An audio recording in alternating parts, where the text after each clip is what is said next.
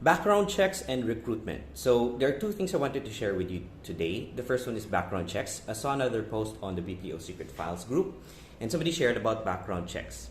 I think there are a couple of things that people should know about background checks because they're not the same all the time. Even if you're in the same company, you might have only one background check process. But if you are working with a big company that has multiple contracts, they have different background check requirements. For example, if you are going into a healthcare account and you are going to handle a US country, a client, right? Each state might have different requirements and each contract might have different requirements. So for example, you're looking at something like health insurance company A or health provider company B. They might have different background check requirements. Some background check requirements actually need to know where you live for the past 10 years. I know it sounds crazy, right?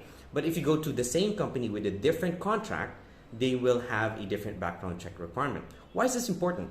It means that you should aim for the lowest one because you don't easily get transferred to a different account unless there's an opening. They say they will keep you active, and by now I think if there's more competition, the bigger companies will look within their own HCM or human capital management system to look for which ones are available. Okay, so that's the point. There are different contracts and different requirements even if with the same company. Another thing is the speed of your application. Okay, number two, the speed of your application is also impacted by the background checks that can be done by the company. For example, educational background. If you want to check educational background, you should give permission to the school that you are giving this company access to your records, your academic records. Okay. Another one is credit checks. The third one. Okay. Well, going back into the speed of your application is impacted by that because even if they have your application, it is not sufficient legally to do that. But a lot of companies do not.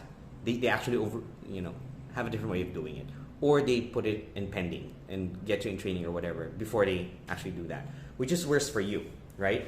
So it does impact. The third one is credit checks. So when you apply for a credit card, they can check your financial information. The same goes for your credit checks. You can actually check your credit information with the CIC, but they're going to be moving to BSP now this year, sometime soon.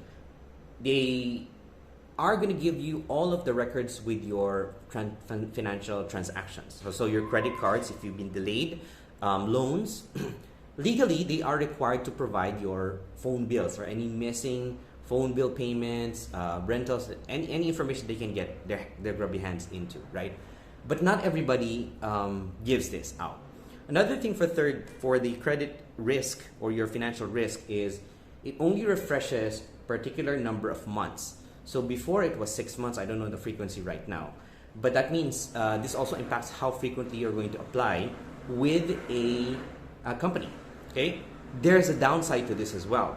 If for the credit risk, if you are applying for, if you check your financial information like I did, the company I had a card with, I never got delayed with any payments. Seriously, and I actually got fraud calls because I was just stuffing my card with credit, right?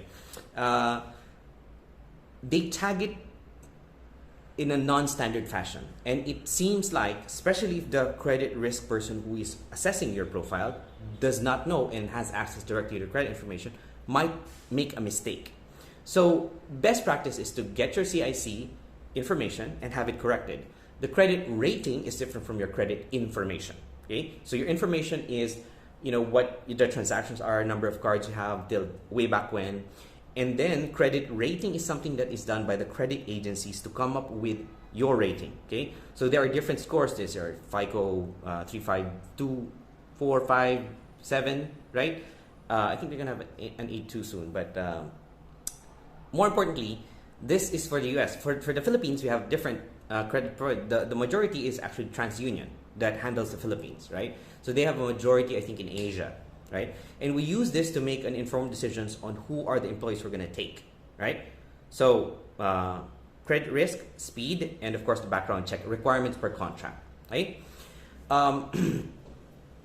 Another thing that you should know, number 4, for when you're applying for a company, is that Companies use LinkedIn to make fake openings. This is a known practice that you will open an empty like shell that you're not intending to hire, but you're doing a market research. You just open a post, right, and see if there are people going to apply to it or not. Normally, this is used for a salary type of opening. So you open a salary, and LinkedIn has the ability to make it like private, so they don't know the company. So let's say you're going to offer 3 roles, one at 60,000, one at 80,000, one at 100,000, right, per month. And you would see how many people would apply. So you see where it would taper off. And this happens regularly. So when you're applying, don't be dismayed by it, because that means that in your 10 applications, 2 or 3 of those are actually fake. Okay, so they're not intending to hire at all. And they are just not replying to those, right? And if this is a study, it actually impacts your experience, although it's ethical to do that, right? You voluntarily submit your application. And it also helps them qualify the people or the market proficiency and availability of a particular skill set.